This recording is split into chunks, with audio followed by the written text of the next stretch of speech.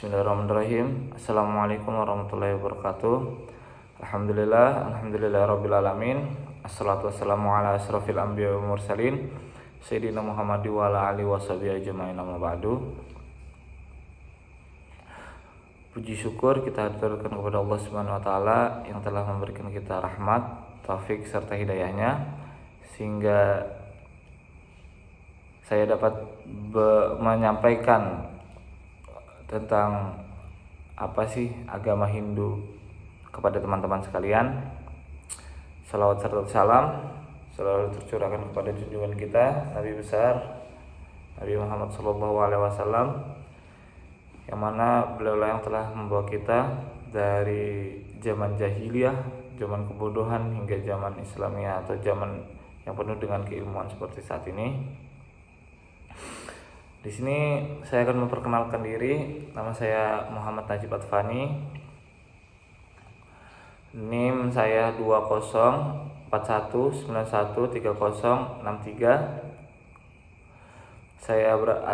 Saya adalah salah satu mahasiswa dari Universitas Islam Negeri Samarinda, Universitas Islam Negeri Sultan Muhammad Idris Samarinda, Fakultas Usuluddin Adab dan Dakwah, Prodi Manajemen Dakwah, semester 4. Baik, sini saya akan menjelaskan tentang apa sih agama Hindu itu, bagaimana sejarahnya, apa saja kepercayaannya, dan apa saja kitab-kitab yang ada di dalamnya. Baik, kita mulai dari sejarah agama Hindu. Secara historis, kelahiran agama Hindu dilatar belakangi oleh akulturasi kebudayaan antara suku Arya sebagai bangsa pendatang dan dari Iran dan Dravidia sebagai penduduk asli India. Bangsa Arya masuk ke India kira-kira pada tahun 1500 sebelum Masehi dengan segala kepercayaan dan kebudayaan yang bersifat Vedawi telah menjadikan Tesa di satu pihak, dan kepercayaan bangsa Dravida yang animis telah menjadikan Anatesa di lain pihak. Dan sinkrisme antara keduanya atau penyatuan keagamaan ini antara kedua agama yang dibawa oleh bangsa Dravida dengan bangsa asli suku Arya, lahirlah agama Hinduisme sebagai Tesa.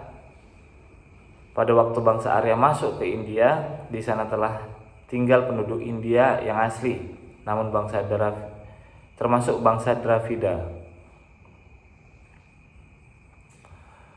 Jadi agama Hindu itu masuk dikarenakan agama Hindu itu lahir dari dua kepercayaan berbeda, yaitu kepercayaan dari suku Dravida yang ada di Iran dan juga suku yang ada di India, suku Arya yang ada di India.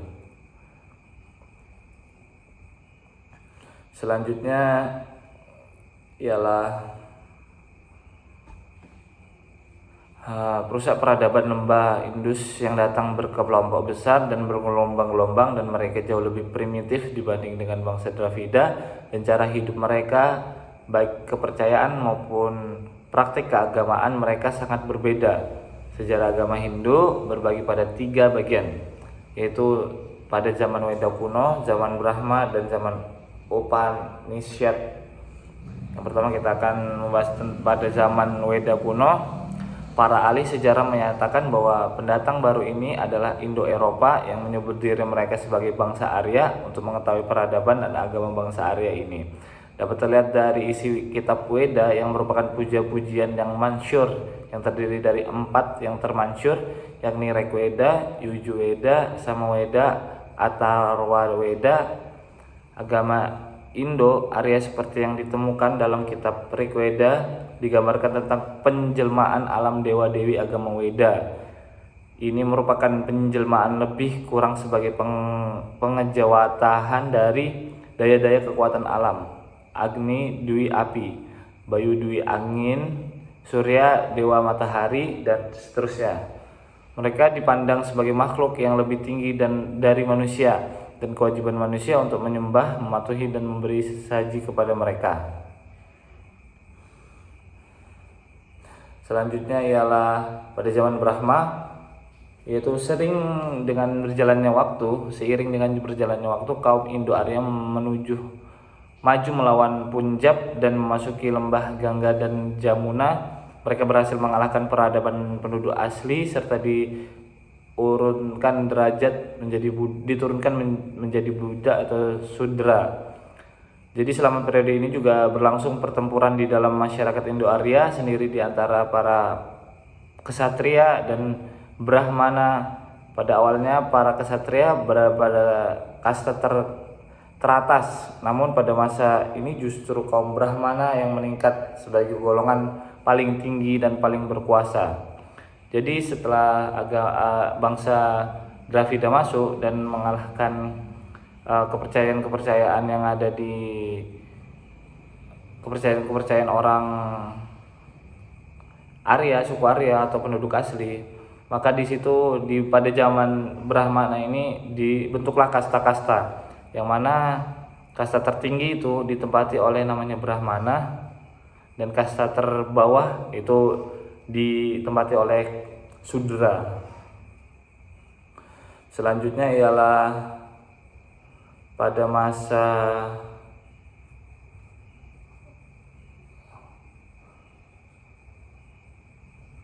selanjutnya kita akan membahas tentang kitab suci agama Hindu. Yang pertama kitab suci Weda. Sebelumnya saya akan membahas tentang sebenarnya kitab suci Hindu ini berisi tentang pujian-pujian kepada para dewa-dewi mereka.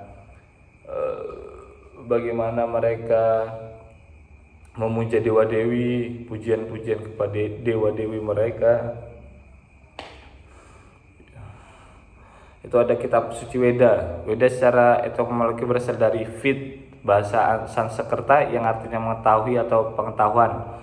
Jadi Weda adalah ilmu pengetahuan suci yang maha sempurna dan kekal abadi, serta berasal dari Yang Widi, wasa kitab suci Weda dikenal pula dengan arti yang artinya bahwa kitab suci Weda adalah wahyu yang diterima melalui pendengaran suci dan kemakaran intuisi para maharesi.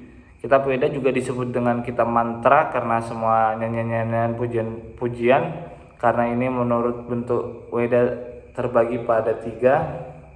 Yang pertama adalah Shruti, Rigveda atau Smriti, dan juga Samaveda Smith, Yajurveda Smith,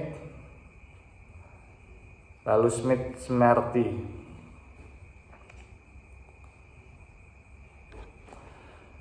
Intinya dari agama Hindu ini adalah agama yang mana dia seperti Islam, yaitu monoteisme atau mempercayai akan adanya satu Tuhan. Dan ajaran-ajaran agama Hindu ini adalah ajaran-ajaran yang intinya adalah mengajak seluruh manusia kepada kebaikan.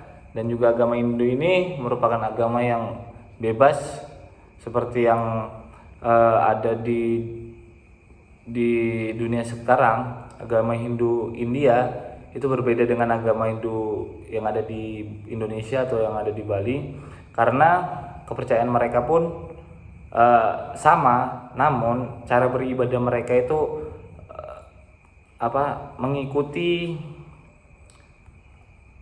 mengikuti kebudayaan yang ada di satu negara atau satu tempat.